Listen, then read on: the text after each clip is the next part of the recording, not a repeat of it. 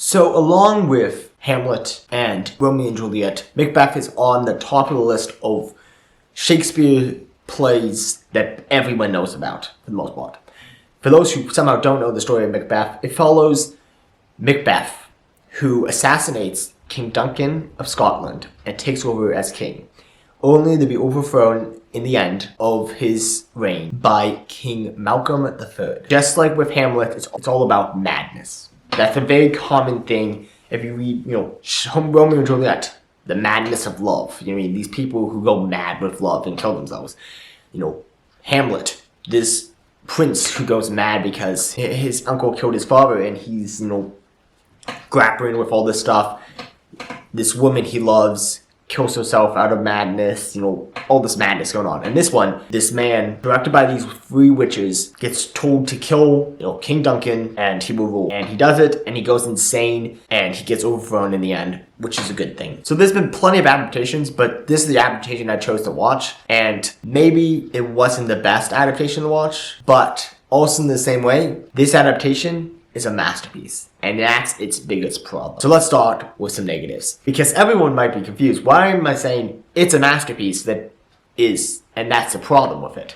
The problem is it's beautifully shot, and I'll talk about that in the positives, but the problem is it's well done, well made, but man, does the script not work with the movie.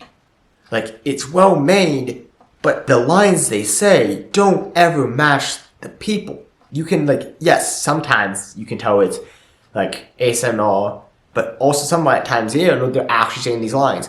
But every single time they're speaking them, I feel like I have a movie on mute, and then I'm listening to an audiobook of Macbeth, for the most part. Well done movie that the lines don't match. And it gets super annoying as you're watching it. You're like, well done. Maybe you guys should have chosen to update I'm personally one of those people.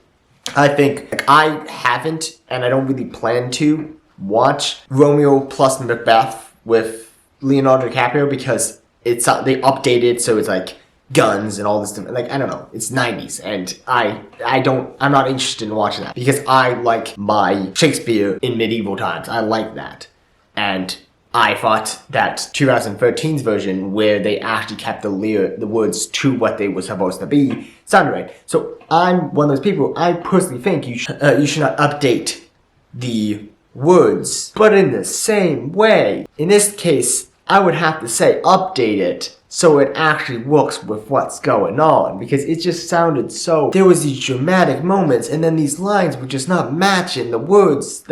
You felt like you could have made them. It's just Shakespeare's words did not match the acting of these people. As I talked about with Hamlet, one of the key things you have to keep in mind is it's a play. It's based off of a play, and something like this, which definitely all the words were created in a way as to help out, as I said before, acting in movies, face. You might have other rest of your body too, but it's all in closer up the action. In a play, it's all about the dramaticness, right? If you're mad, you're mad. If you're mad in a movie, you're mad. It's all in the face versus, you raise your voice even louder. You use your whole body. If you're in defeat, you crumble to the ground. While in a movie, you might just plop on the couch and it has a close-up and if you're doing this in a play, somewhat you can see the defeat. But if you're doing it in if you're doing drop to your knees, hands spread like this, is too dramatic for most people, right? But in a play setting, that's right, because it shows the dramatic. You have to be dramatic in a play. And this movie was well acted, but it was acted like it was a movie with none of the play. And you need that stage acting for a Shakespeare play to come to life on screen. You need the more, as we were talking about last week, where you had Mel Gibson's, his way of acting in that movie, acting insane, this could work in a movie somewhat because of the fact that he's insane. Of course, insane people act like that. But you also have that dramatic play acting that works so well that you can see why a character like that would say those lines. But in this one, his grim face as he says these lines are just so gosh darn like, no, it doesn't work. You would say something more like, no, I will not, or something like that, and said, now what, but I will not, ought, but now. I'm not saying actual lines, I'm just putting random words together in a Shakespeare type way. You see what I'm saying?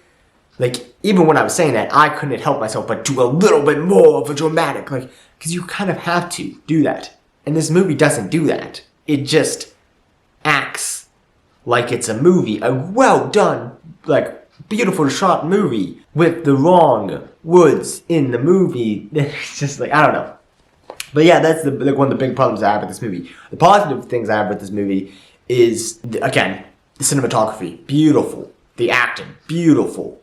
All this stuff is well done. It just has the problem of being the wrong words to that. But anyways, I did say I had a big surprise coming, and the big surprise I was going to mention in this is that I have a special connection to this movie, and not as much this movie as much as the story of Macbeth. And that is because if you, for those who have been following this channel for a little bit now, would notice that sometimes I don't really take the time to memorize names as much as I just these characters, the character played by this, I'm a busy person, so this is probably not something you want to admit when you're reviewing a movie as much, but I don't put as much time into researching movies before I just put out the review, because I need this is the one free evening I have right now, today.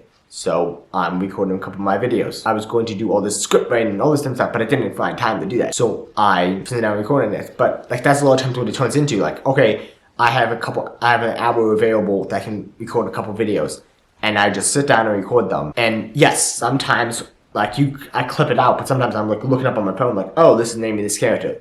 But for the most part, I don't always name the characters. But then if you could tell in the beginning of this movie, I named off some of the three main characters. Macbeth, everyone knows the name of Macbeth. King Duncan, a lot of people know King Duncan, but a lot of people forget the name of Malcolm III, King Malcolm III.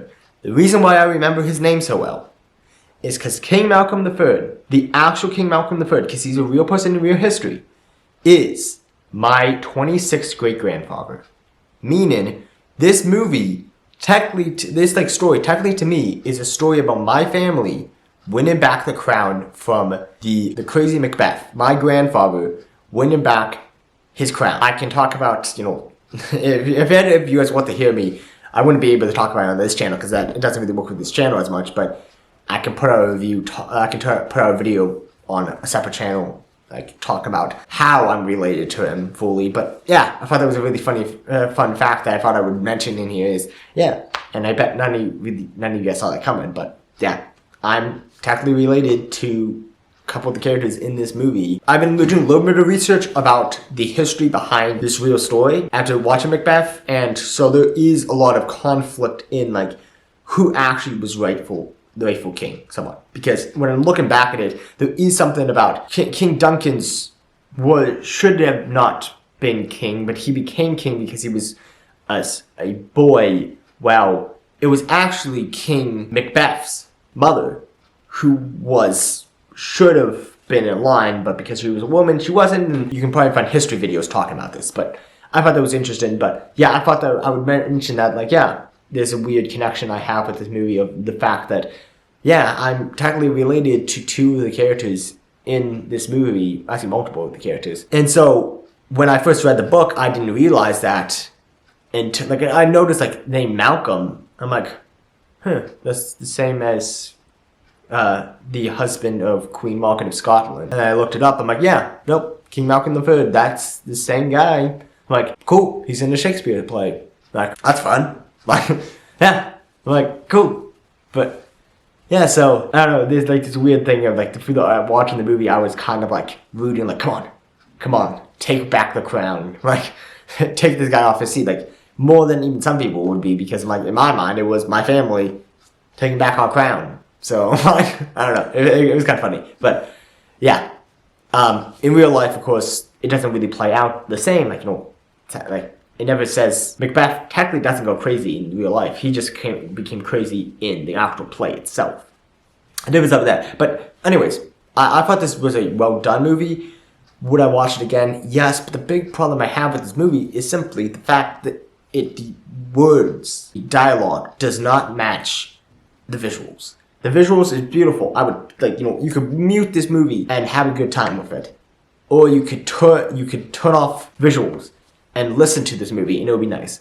But you can't fully do both because it seems like two separate things mixed together. But for the most part, I would say this was a well done movie. It's a masterpiece, and as the title says, a masterpiece that was terribly done. And that it sounds weird to say that, but that's the truth. Anyways, thank you guys for watching. Depending on how this video goes, I have some news I'm going to bring up, but it really depends on how this video does, whether I announce this news or not. I'm leaning towards it, but we'll see. So if you guys want to know what's going on with that, consider subscribing so you can see when that comes out, because that's going to be some big news, and I can't give away too much of what it is. But yeah, I don't know. We'll see what happens with it, because there's some thoughts that are going through my head right now that may or may not help this channel, or may, I don't want to spoil too much. Anyways, thank you guys for watching. This has been the Movie Night Review. Peter Wary, signing off.